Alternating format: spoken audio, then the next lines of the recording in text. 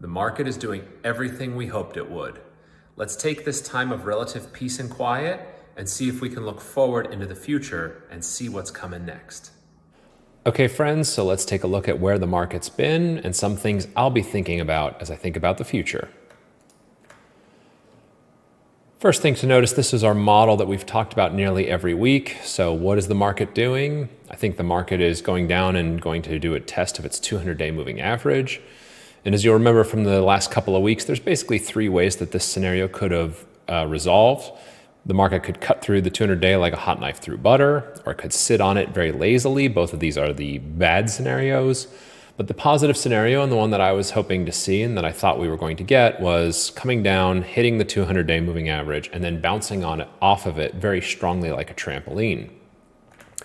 If we update to where we are today, it looks like that's what's happening. I think we're going to get scenario 3, the good scenario. Here's the market coming down, hits its 200-day, goes below it, doesn't give confirmation, and then boom, we have the best week of the year, and the market bounces off the 200-day moving average very strongly like a trampoline. We'll see if we're done with this testing period or not. I would love to see the market get above maybe 4,400, 440 on the SPY. That's what's going to tell me, yeah, I think the testing period is over. So we're still in the testing period. We haven't left it yet, but it really does look like it's going my way. One of the reasons why I thought that, this is a seasonality chart. Now, we've seen this before, but one of the most important things I think to focus on with the seasonality chart is this is the S&P 500 average 10-day returns going forward. And if we look at the bottom of the market, basically right on schedule, we got the best weeks of the year, and we got it almost perfectly when seasonality would tell us we should get it. Now, seasonality isn't always gospel truth, so this is just one tool that you want to use to think about the market. But as I look forward about seasonality from here, there's another period of strength that we're going to see as we get towards the end of November. That's a 10-day period of strength. And then there's yet another period of strength that's going to come in the mid part of December. So what this tells us is as we get towards late October, November, and December, this is the strongest period of time for the market in terms of seasonality. And so I'm going to expect that our test resolves successfully. And I think we get the all clear in the market all the way through to the end of the year. So nothing's been decided yet, but this is my framework and this is what I'm looking at.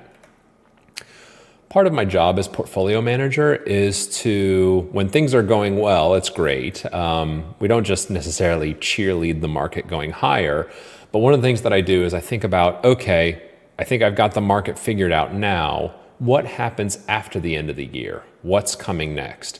And this is one of the most important things that I'm looking at as I start to think about 2024 and 2025. What I'm showing you here, this is the Fed funds rate, AKA this is interest rates. And I think one of the most important things that we're going to want to be thinking about is if you look here, this is our peak in March of 2024. And then market's expectation is by the time we get to the end of the year, interest rates are expected to drop by almost 1%, if not a little bit more. And interest rates are expected to keep dropping all the way through maybe to this time 2 years from now. Now, this is just expectation. Of course, this could change, but I think the number one thing that you need to be thinking about if you're thinking about the future in 2024 and 2025 is you need to be preparing for interest rates to come back down. And mainly when I think about interest rates coming back down, I'm thinking about things like cash, which is great now, but it's going to be less great in the future. And then I think about things like the bond market, which is terrible now, but maybe it's going to be better in the future. And then things like dividend paying stocks, which we're going to look at a couple of them.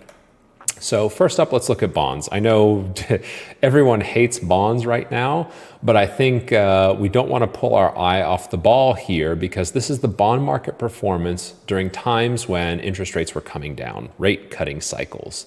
And the way that you read this chart, let's just look at the bottom one here. This is August of 2019 to March of 2020. And basically what we had was we had an 8-month span of time where interest rates went down.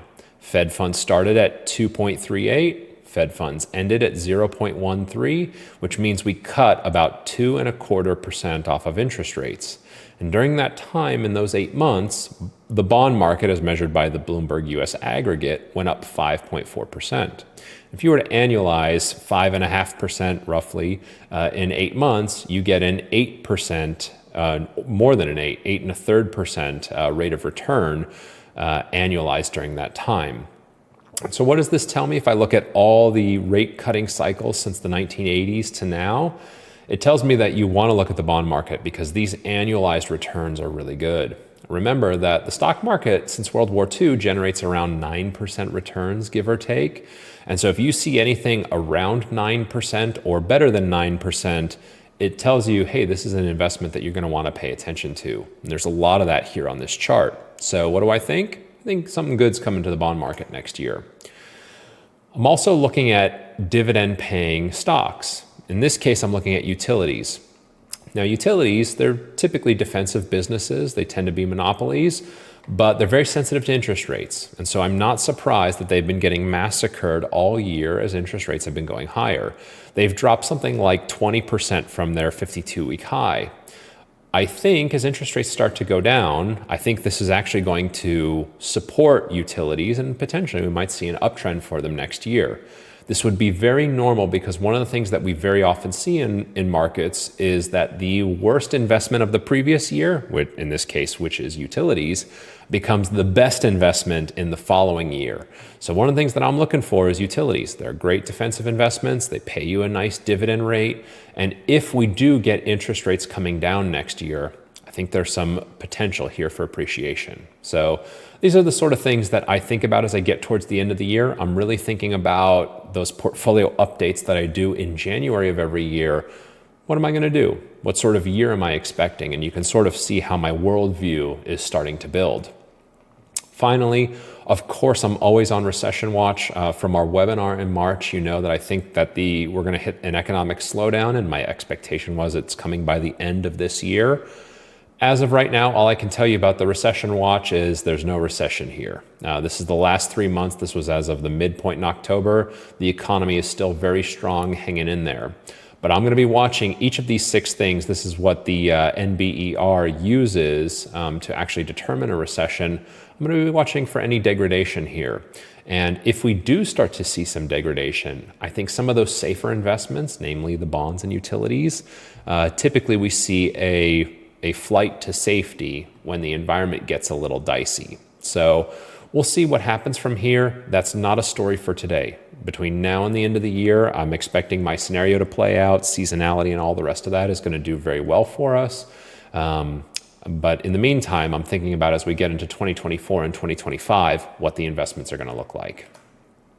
There you have it. That's the weekend review. Enjoy your weekend. I'll see you Wednesday for the news review.